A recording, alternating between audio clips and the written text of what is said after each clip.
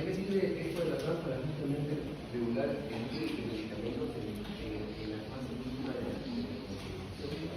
¿Y por qué tiene que hacer esto? Es sencillo, ¿no? De todo lo que se invierte en un laboratorio, más o menos 25.000 moléculas o estructuras que van a tratar en ese mercado, apenas de 10 a 20 llegan a las fases clínicas de animales, donde sacan farmacocinética y farmacodinámica. Fase 1 y fase 2 son las dosis adecuadas. A mí me cuesta llegar a 5.000, 2 a 5. 2 a las pruebas clínicas y una llega a ser. Toda esta inversión se recupera con el medicamento. Entonces, si ustedes piensan, esos sustancias que se han generado con tanto tiempo de esfuerzo, obviamente hasta los años, pero ellos son 10 a 12 años. Obviamente genera un costo para la empresa, llámese alguien que tiene que estudiar la solución. Entonces, los estudios son dados en estas características, ¿no? Fase 1 en humanos, usualmente con estadio sano, realmente con una enfermedad avanzada o común, mucho grave, según generalmente la tasa de estrés alrededor del 50%. Sujetos aparentemente sanos con funciones adecuadas, tanto de metabolismo y también ejercicio. Entonces, luego pasamos a la fase 2, en la que ya tenemos algo más complicado.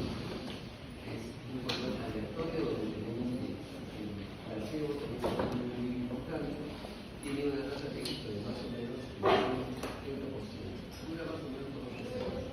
Esta duración es muy importante porque en esos periodos puede que se presente reacciones adversas medicamentosas que son algo más lentas.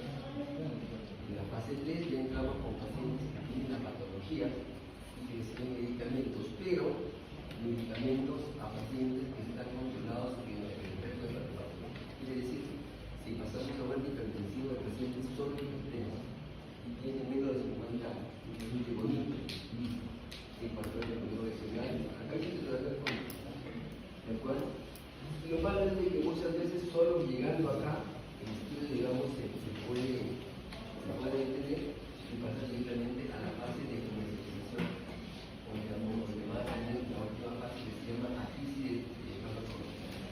Aquí da el tratamiento a todos los pacientes. Lo aprueba la FDA en nuestro contexto mexicano.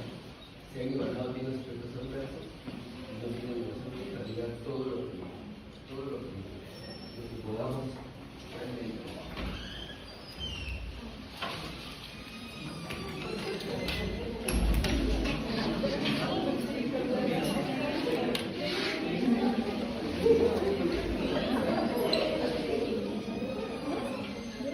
Entonces, todo eso que hacían antes en 10 a 12 años, hoy lo hacen en unos años listo, y después de los libros y todo eso es mentira.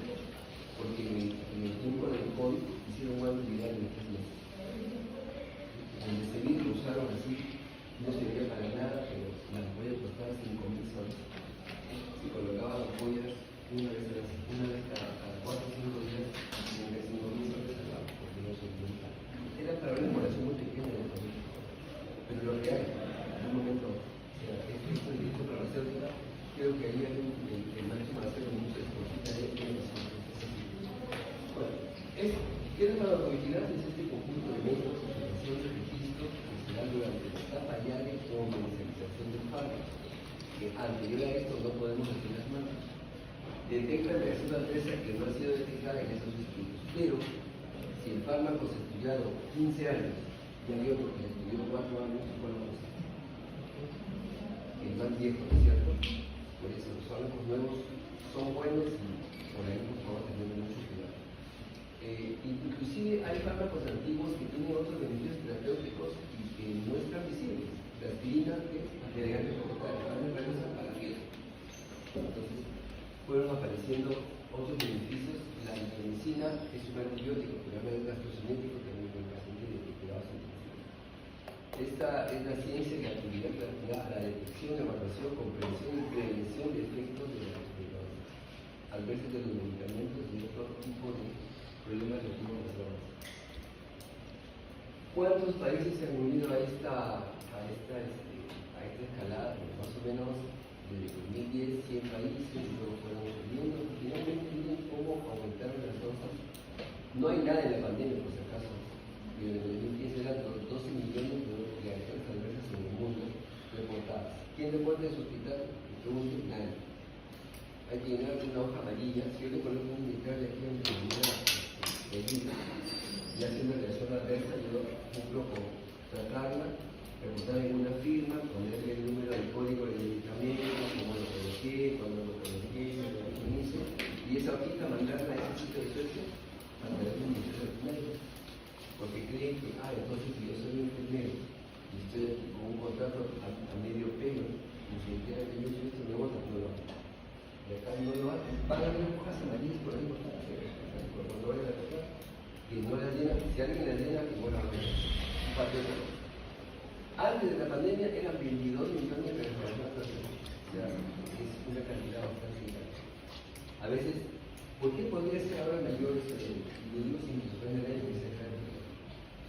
Si tienen que ir al hospital a ver cómo pasa visitas, lo que pasa con el médico, y lleva la experiencia. Y la enfermera cuando va a su tratamiento está prendida con gente de WhatsApp, pero con Facebook, ¿dónde está lista? Está ahí cargando sus medicamentos y mirando lo que es. Ahora pueden haber más. El primer paso es una recuperación. En la fase 4 hay un problema que tenemos siempre. Hemos tratado de contar un poco con miles de personas, un poco miles que la verdad no son representativos. Las condiciones han sido controladas, no son pacientes que tienen pluripatologías, eso hay que tenerlo muy en cuenta cuando tenemos un paciente que tiene una pluripatología. La duración del ensayo clínico es relativamente corta, un año, a lo que debe ser por menos 3 hasta un año, y se excluyen por regiones vulnerables, gestantes, ancianos y niños, así que con ellos.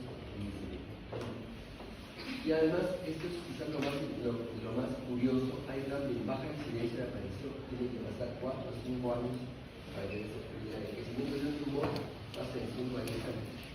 Constantemente un convulsivantes en el curso. Y al octavo año un tumor hepático. Y ahí van sacando una serie de total generada. De manera que muchas de esas reacciones puede que no se presenten hasta el tiempo. ¿Qué hace la farmacovigilancia?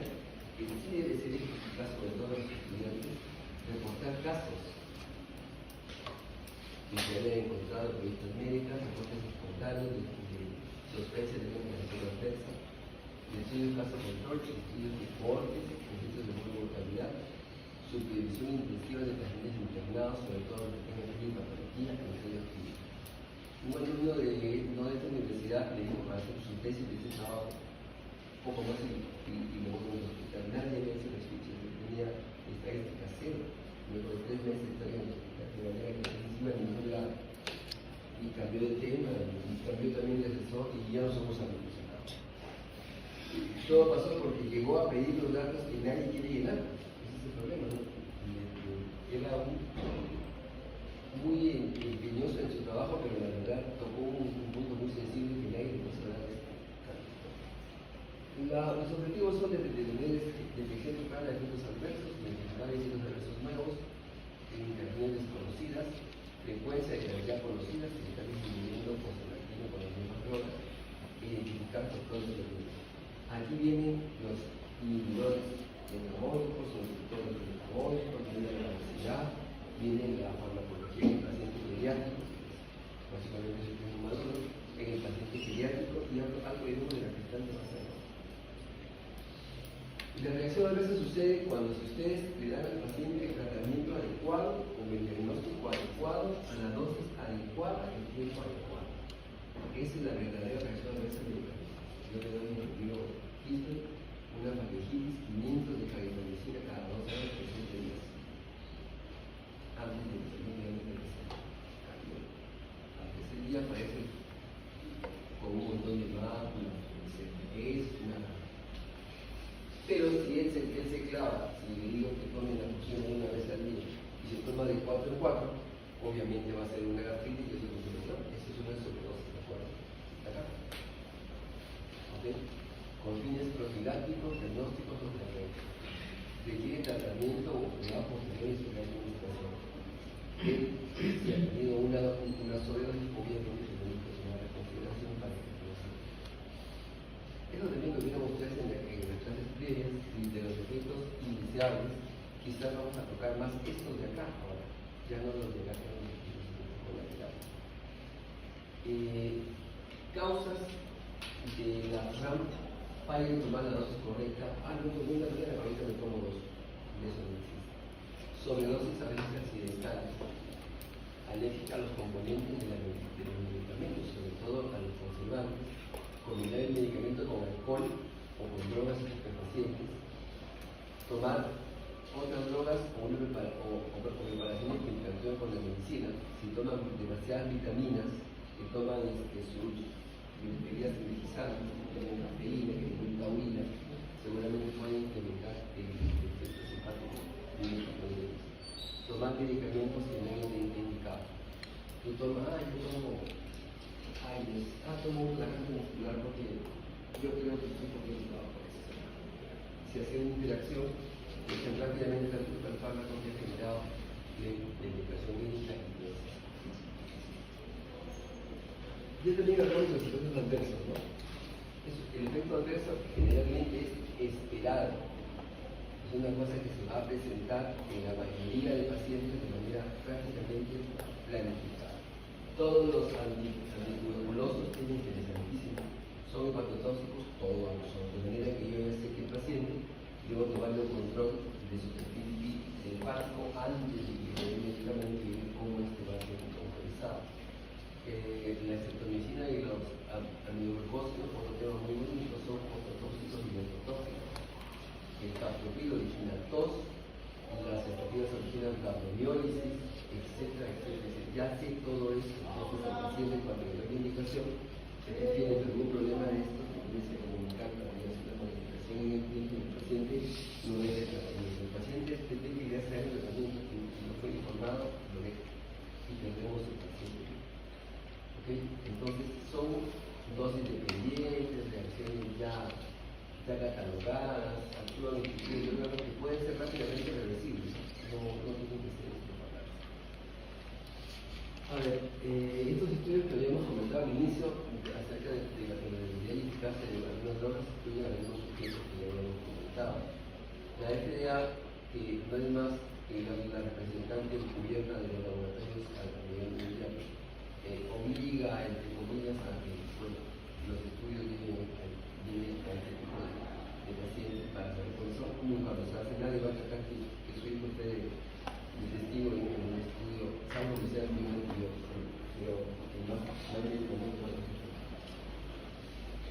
Recuerden esto, los estudios clínicos se llevan en estas condiciones, excluyen a estos y los individuos que participan en la última etapa realmente son alrededor de 3.000, cuando lo que va a ser aplicado solo en Chile, ¿cuántos somos? Cerca de 1 millón de personas. Imagínense si eso es representativo para el Perú, es 38 millones de personas.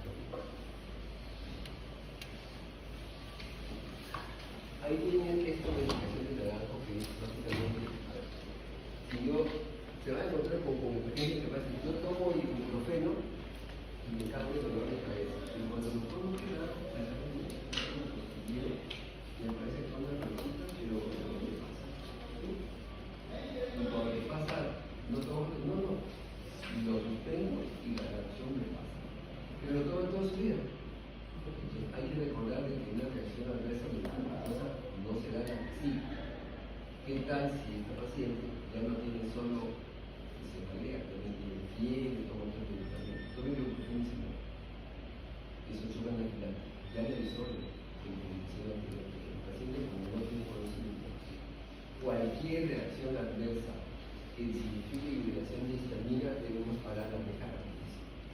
No que es poquito, que me picó la cara, que me picó las manos, que me picó la cara, que es liberación de histamina. ¿Existen notificaciones sobre esta reacción? Si existen, un punto. ¿Se produjo la reacción adversa después de colocar el fármaco? Sí. ¿Mejoró cuando se suspendió? Sí. ¿Reapareció cuando se colocó? Aquí está. Con solo esto, ya tenemos 6 puntos. Causas alternativas para la reacción que se podría haber causado por sí mismas. Existe -1. Reapareció al colocar un placebo, -1 quiere decir que no hay causa-efecto.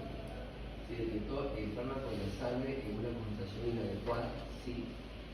fue más severa al incrementar las dosis y menos severa al disminuirlas. Sí, todo eso juega a favor de que el nivel plasmático puede ser importante. Ahora, tenemos el puntaje y luego finalmente si es una reacción probada con más de 9 puntos, probable de 5 a 8, dudosa de 1 a 4, posible, perdón, de 1 a 4 y dudosa un poquito menos de 0 a 1. De manera que pueden ser absolutamente certeras, probables, posibles, condicionales o no clasificables. Recuerden ustedes de que las pacientes que son más propensas a una reacción adversa, ¿quiénes son? Las mujeres, sobre todo cuando más frecuentemente. En la segunda fase del presupuesto ahí tiene más secreción de hormonas que ocupan la albúmina, que también transporta los fármacos, así que ustedes saben. Entonces ahí podemos generar una mayor cantidad de organismos si toma algún medicamento de la paciente. A ver, pueden ser menores, moderadas, severas y letales. Menores, aquellas que no tienen ningún tipo de terapia de antídoto, recuerdo un poco de tos, un poco de la casquera, tienen como diarrea, eso la chapa. Moderadas, que requieren que bajemos la dosis o que por lo menos estemos en el hospital al menos un día para ver y observar su evolución. Severa, amenaza a la vida, o en todo caso, amenaza a la capacidad probable del paciente administración, y letales que matan directamente al paciente. Las letales son la mayoría dadas por vía parenteral, sobre todo en venosa o intravenous.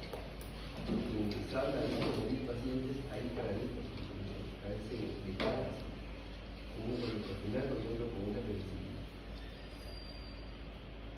Yo no sé si ustedes viven en Chiclayo, pero antes había por todos lados sitios de inyectables, si no hay ninguno. Todo el mundo, cada esquina había, yo conozco un estado, o cobraban una quina, una cosa sencilla. Y era generalmente una dama que había trabajado en los hospitales, que tenía muy buen remoto, ahora que pasó con el fármaco nuevo, no sé cuánto pasaban en la calle, yo vi dos, y no se hizo nada por el paciente. Estando en un hospital, una y otra fue una cosa. Se cayó el paciente, lo subieron a la camilla y estaba muerto. Que siempre le colocaban la ampolla y siempre le daban poco de la espera, pero no quedaba la bueno, entonces pueden que resulten en la muerte, en amenazas de vida, requieran internamiento, problemas de la hospitalización, causen discapacidad, lo peor que puede pasar con una familia.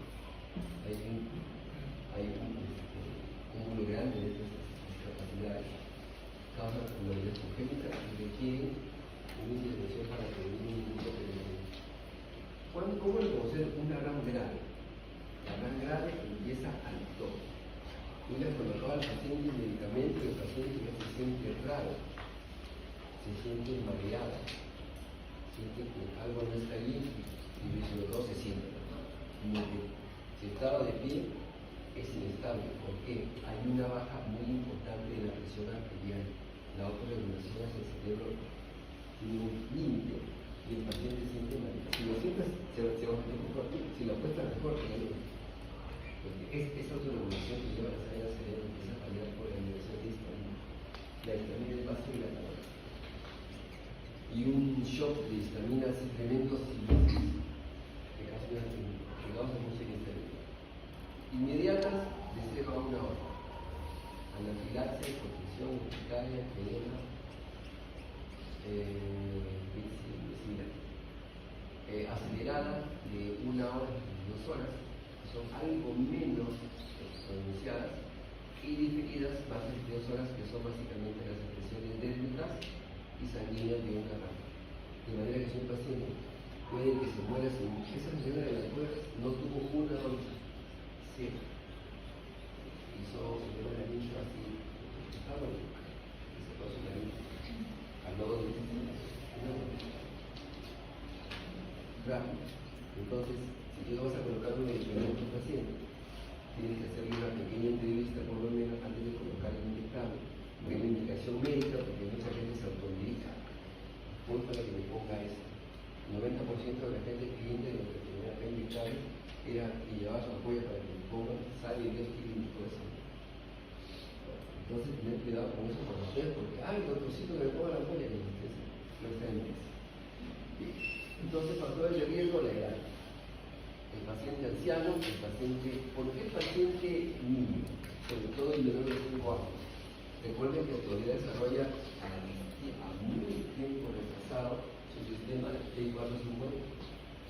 Tiene un volumen de distribución relativamente pequeño, tiene una sensibilidad muy alta al sector magnético, tiene muy escaso volumen artificial, de manera que una intervención es fatal. Ya hemos comentado eso femenino, patología concomitante, sobre todo asma bronquial, que ya tiene un trasfondo de tipos de fármacos. Estos fármacos, hay fármacos que sabes que de todos modos te van a hacer daño. Entonces, en el básico se va a caer pelado, se le va a caer la piel de encima, va a generar piques, que no dicen nada. O sea, va a tener un montón de problemas que ya sabemos.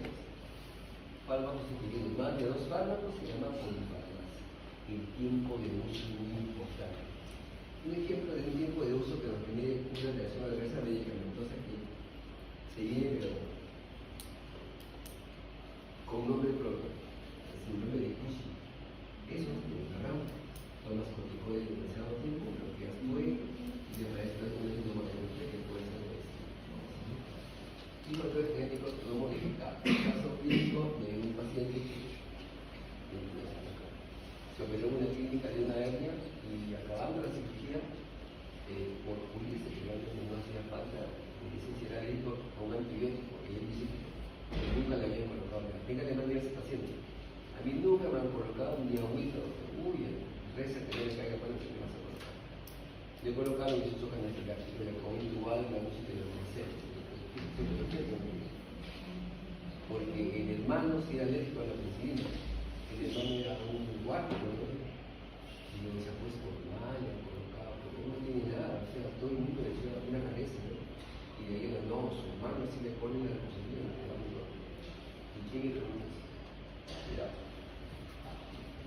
Factores predisponentes, dosis, duración, la toxicidad inherente del fármaco, las enfermedades farmacológicas y farmacosoviéticas. Y aquí están las RAM.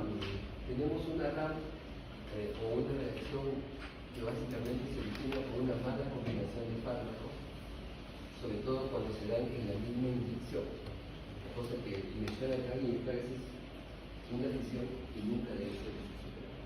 Si ven que la mezcla se sedienta o se pone opaca, no la hacen, porque seguramente ya se ha limitado un componente o el otro. Vamos a estar colocando el recipiente de uno y haber originado una alergia seguramente cruzada. Tenemos también la variación genética, la enfermedad hepática renal. Ya saben ustedes si hay enfermedad hepática en metabolismo, si hay enfermedad renal en la expresión, enfermedad cardíaca, distribución, enfermedad tiroidea, metabolismo e hipereliminación e interacción de drogas. Tenemos también arriba la enfermedad, la variación farmacodinámica de enfermedad hepática cuando genera metabolismos que no son activos, una alteración en el balance de fluido de electrolitos y nuevamente integración farmacológica. Estas, digamos, son tipo A, la B hasta C. Ahora las tipo B, que no tienen relación con la dosis, son todavía mucho más delicadas. Las tipo 3 son las reacciones tipo C, que básicamente son cambios adaptativos a la toma de medicamento a largo plazo. Y las tipo D son estas que son las de largo o muy largo plazo que afectan carcinogénesis, la teratogénesis o la fertilidad. Así que no solo son la teratogénesis, no son los únicos fenómenos que se dan en el tipo A. A las de tipo A lo que la produce cualquier paciente y no tiene mucha mortalidad, realmente son reversibles. Yo coloco dosis que tienes a un paciente puede tener un efecto demasiado y parece una sobredosis y a otro no le tiene ningún problema y el 80% de las solo se ve. Tipo A que tiene que ver con una reacción incrementada del fármaco, ¿de acuerdo? Que va de manera directa relacionada con lo que son las dosis. Benzodiazepinas, sedación, furosemida, hiponatremia, heparina y warfarina, sangrado espontáneo, insulina y hipoglicemia, aún en dosis que están detalladas. Ahí tienen anticoagulantes, hormonas anticoncepcionantes, anticoncepcionantes, anticoncepcionantes, drogas antiarrítmicas, glucósidos cardíacos, aminoglucósidos, puede que sea por, hablando de la farmacogenética, disfunción hepatocelular, caída del flujo sanguíneo hepático que básicamente disminuye el aclaramiento y la eliminación de las drogas, la reducción de proteínas plasmáticas que transportan las drogas. Por estas tres dosis puede que el hígado sea finalmente disfuncional para que elimine el medicamento. La reducción de la formación de los trombos o de sangrado, sobre todo si hay cirrosis y hay drogas que interrumpen la combinación con otro mecanismo aparte de la cirrosis como los anticoagulantes. No podemos asociarlos, sí se pueden asociar, siempre teniendo en cuenta de que el anticoagulante debería ser un bajo que no origine el sangrado y los AINES tendrían que ser AINES que no tengan demasiado poder eléctrico. Entonces, tenemos también la encefalopatía hepática que se puede presentar con otros medicamentos que no son bien eliminados, la retención de sodio y agua que se da justamente por lo que son corticoides, lo que son los AINES y algunos anticonvulsivantes que generan mayor hipertensión y retención de volumen. La enfermedad renal, la enfermedad cardíaca, todas ellas, esta por la falta de depuración y esta por la falta de objetivos de distribución justamente de los unidos a la zona correspondiente. La congestión hepática, el cáncer renal. Y miren que la culpa básicamente a veces se explica por estos efectos de como colaterales secundarios, que básicamente tienen que ver con la oxidación. Bien difícil hacer sobredosis en estos casos cuando finalmente la indicación es siempre empezar con una conducta muy baja.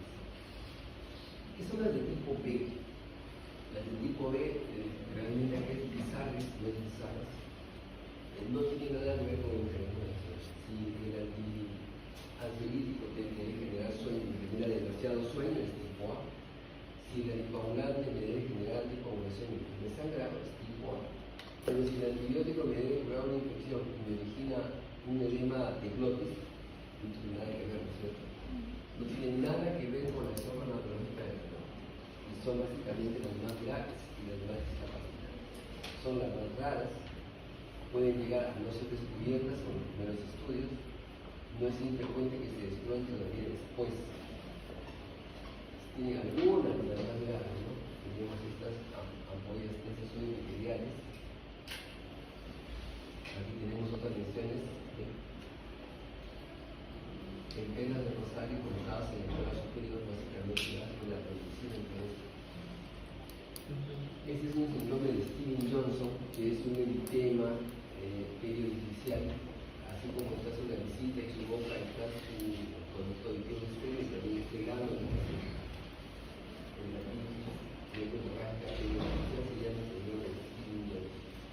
es grave, es aparatoso, pero no es letalmente. Luego hay pacientes que toman un medicamento y en una parte de la piel les sale una sola mancha. Ese medicamento desaparece. Se toma el medicamento y nuevamente sale esa se llama eritema fibroctóxico. Entonces, y tenemos más, ¿no? Tenemos biomedicina, alimentación por testosterona, tenemos neopláticos convulsivantes.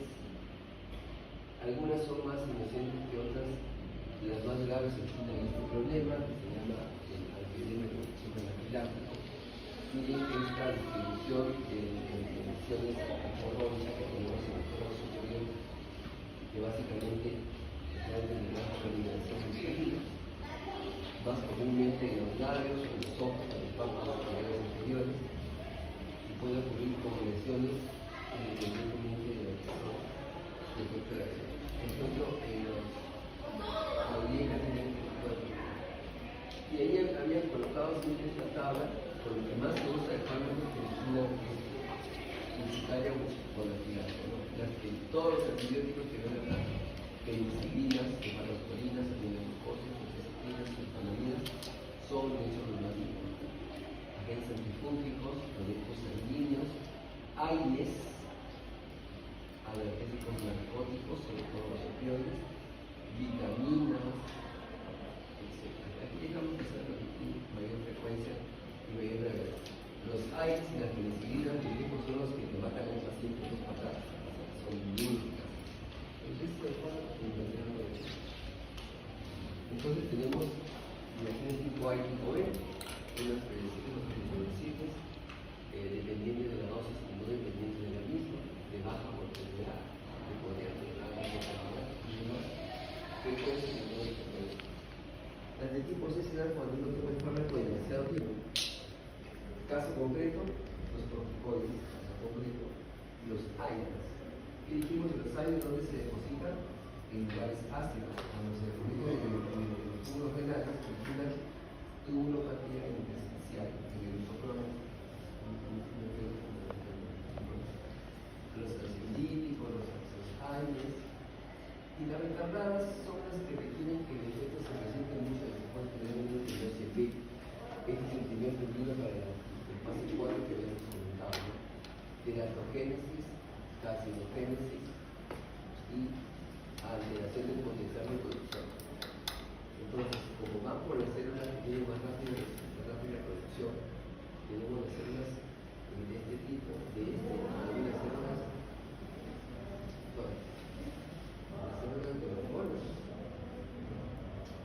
¿cuál es el problema con esto de la teratogénesis? Es muy sencillo. Antes de los 15 días de la construcción, los 15 días el paciente no sabe que está afectado. Si toma un medicamento, no le hace nada, es que tanto porque te dará, si lo va a matar, lo va a cumplir y se acabó. Se llama la ley de todo daño. O lo afecta matándolo, o no lo afecta en nada. Pero el día 1855 ya se genera la ortogénesis, ¿cierto? Ahí sí ya es periodo más vulnerable. ¿Qué más pasa en ese periodo de la primera? ¿Qué más sucede? A ver, ¿cómo es la placenta? La placenta parece una hoja de papel A4, chiquito. Si la ven de costado es así.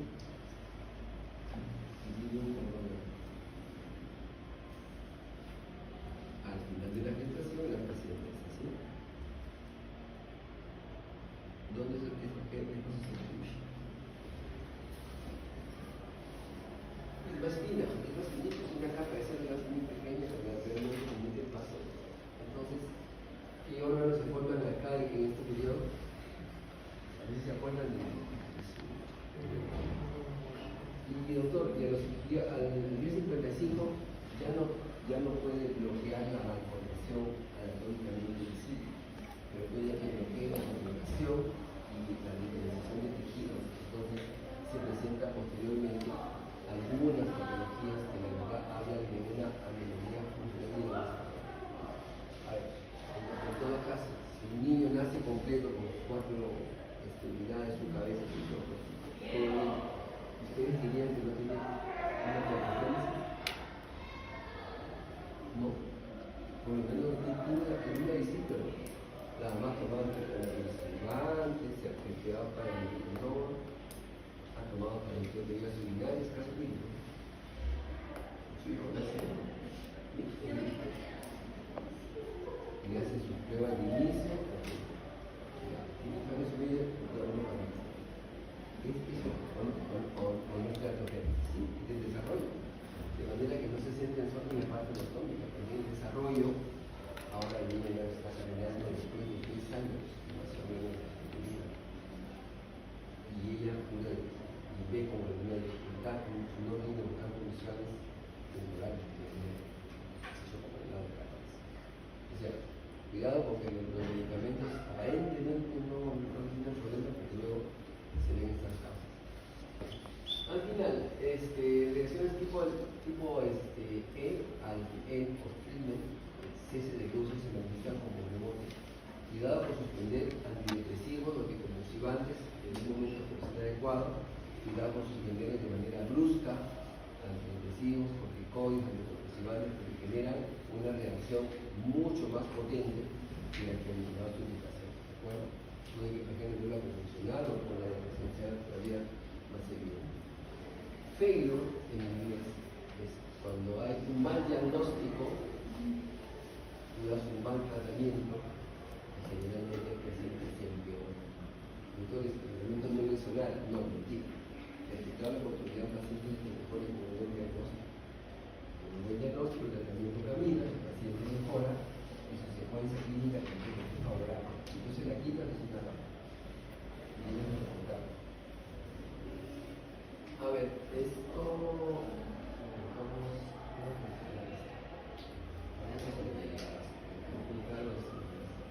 A ver, en el EPAM tenemos dos tipos de pacientes. Tenemos esta paciente que tiene un nivel muy alto de una anomalía linfática renal. La paciente es otro, la gestante es otro paciente, son dos realmente. La gestación agrava todo, finalmente. Agrava la expresión, la absorción, el metabolismo, la eliminación y la depresión. Hay variables notorias en la fisiología materna que se dan por la adaptación de la gestación. Y también obviamente se modifica el comportamiento farmacocinético y farmacodinámico. ¿Qué pasa en el embarazo? Pues básicamente hay cambios cardiovasculares, uno sube hasta 10 a 11 kilos de peso dependiendo de la edad y de la genética de la paciente. ¿Quién aumenta más? ¿El plasma o el nivel de glóbulos rojos? ¿Quién aumenta más? ¿El plasma o el glóbulo rojo? En el sangre tenemos plasma y glóbulo rojo. Aumenta más el plasma, de manera que el glóbulo rojo que aumenta poquito se diluye en ese plasma y hay una anemia distribucional normal en la gestación normal que es cambia el volumen de distribución y tienes un volumen adicional que es el volumen amniótico. La masa intestinal se incrementa débilmente. ¿Qué pasa con la resistencia vascular? Disminuye con la progesterona, es una vasodilatación. Y por tanto, estos sistemas que son los que duran la presión arterial no responden a los antibióticos. Cambia el volumen ventilatorio, sobre todo en el tercer trimestre, cambia también el riñón, hay un agrandamiento renal, a esa esfínter y el músculo parental, favorece el flujo sanguíneo renal y el uso de fármacos. Existe una pérdida de proteínas fisiológica, hay una proteína importante en fisiología, de modo que eso también disminuye la cantidad de proteínas hábiles para transportar fármacos. En el tubo digestivo, a pesar de que tiene las ramas que tienen tubo o diabetes, sí lo tiene, pero el pH disminuye, por tanto disminuye la absorción de fármacos ácidos, cae la motilidad digestiva, aumenta la excreción de bilis y se concentra, de modo que luego de la gestación hay mayor riesgo de litiasis vesicular, hay tendencia a la colelitiasis, no afecta la función hepática de la transformación, pero tiene sintomatología del tracto fetal. En la función endocrina, la función tiroidea se incrementa, la placenta empieza a secretar insulina y hay cierta tendencia a la diabetes durante la gestación. Tendencia que tiene con este paciente, a todas como protocolos, les tomen un té de tolerancia de glucosa como parte de su evaluación. Ahí tienen algunas patologías y algunos cambios ya finales en lo que es esto de la gestación.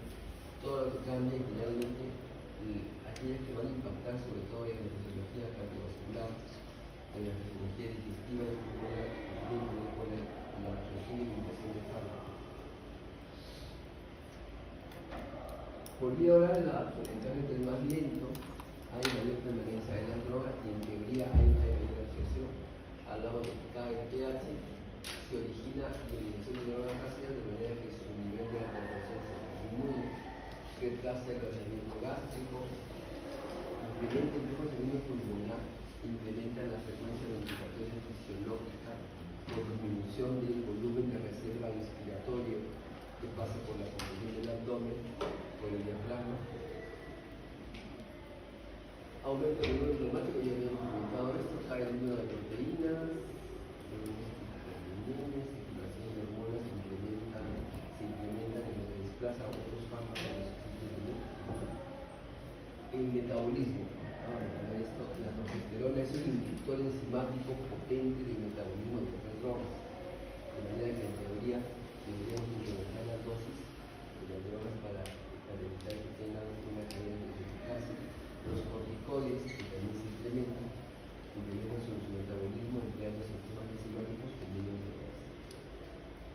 El riñón tiene una mayor eficacia molecular, aumenta la eliminación de varios fármacos y esto hace que disminuya su disponibilidad media. Aumenta el flujo sanguíneo renal, aumentando el transporte de fármacos a este gran espectro. En la placenta, tener cuidado de esto ya para terminar. La variedad placentaria depende básicamente de ella, que la cantidad de fármacos que pasa a la circulación nasal. A mayor superficie y menor grosor, mayor pasaje y mayor trimestre de embarazo. Primer trimestre, entre comillas, como vieron, luego es que viene todo este problema de la organogénesis y de la organización. Factores dependientes del fármaco, la liposolubilidad, el grado de ionización, el peso molecular y el nivel de proteína celular. Entonces, dar fármacos a un paciente que está de eso le damos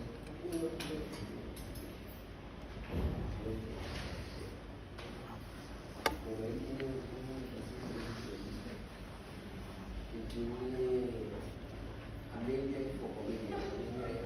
Focomelia es esto, como paroxenia. Amelia es la ausencia, la ausencia de extremidades.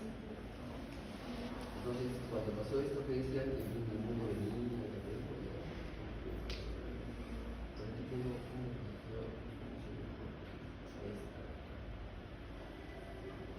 con eso saben todo. En el periodo de mayor morfología, luego de la segunda semana, no sé, el día 17 que hemos comentado, ya todo este fenómeno del cambio.